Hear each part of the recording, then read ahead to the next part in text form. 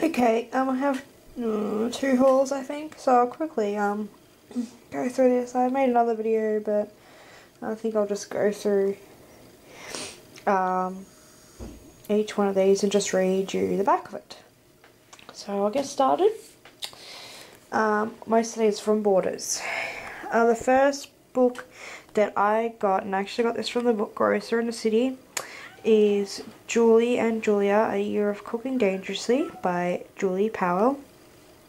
Yep, this is a movie cover, and I'll just read you the back. It says, living in a tiny apartment in New York and trapped in a job she hates, Julie Powell sees life passing her by. Then one night she notices that the few items she's grabbed from the Korean grocery store are the very ingredients for potage parmentier, as described in Julia Child's legendary cookbook, Mastering the Art of French Cooking, and a project is born. Julie begins to cook. Every one of the 524 recipes in the book in a space of just 1 year. Soon the project is all she can think about, while the richness of the food she slaves over spreads into the rest of her life.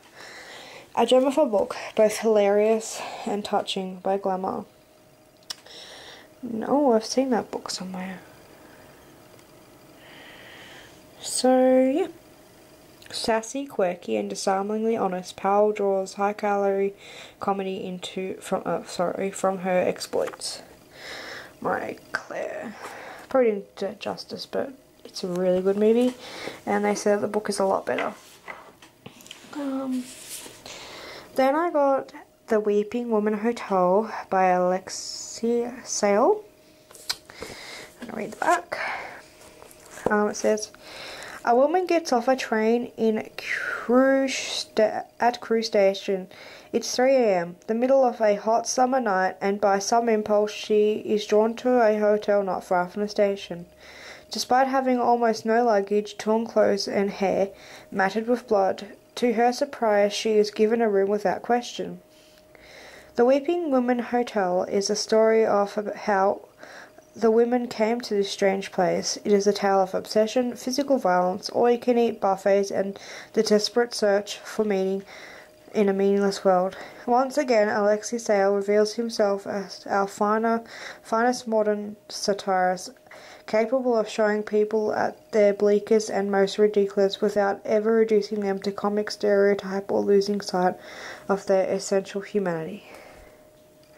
And I just really picked most of these up just by looking and reading the back. I thought, I might read some different books, and this really sounded interesting. It's got a fairly small font, but that doesn't really bother me. And I like the side of it. It's cool. I picked up this one immediately because I was definitely drawn to the cover. It's so beautiful. It's called Summertime, a novel. A hilarious, good-natured ode to all the wonderful messiness of domesticity. It's by Rafaela Barker. Okay. For a year, Venita Summers has been buffered from single motherhood by her boyfriend David. But when work takes him to a Brazilian rainforest, things begin to unravel. Phone lines crackle, emails go unanswered, and long-distance love proves to be a frustrating experience. Meanwhile, Venetia's children, Giles, Felix, and the beauty, and the dogs, run wilder than ever.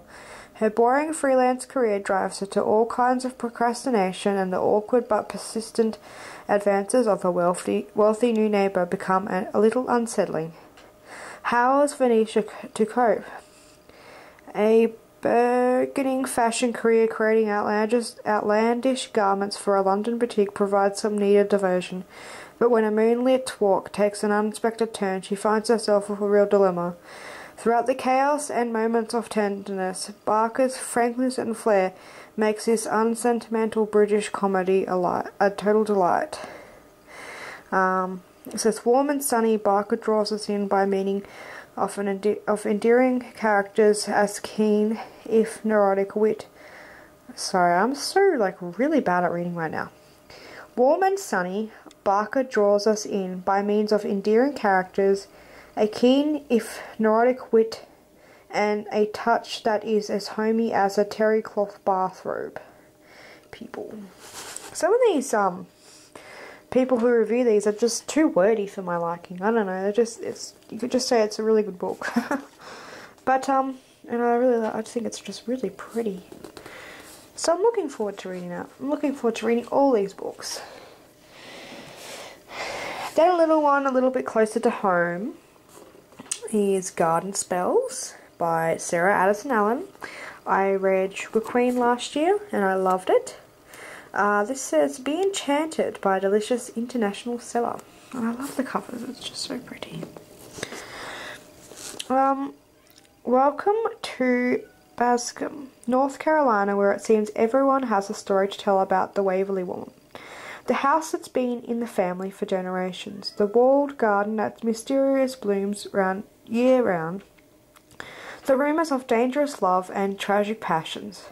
Every Waverly woman is somehow touched by magic. Claire has always clung to the Waverly's roots, tending to the enchanted soil in the family garden, from which she makes her sought-after delicacies famed and feared for their curious effects. She has everything she thinks she needs until one day she wakes to find a stranger has moved in next door, and a vine of ivy has crept into her garden. Claire's carefully tended life is about to run gloriously out of control. I thought that was really cute, not cute, I guess it's cute, but really interesting storyline. And again, I'm not really doing it justice.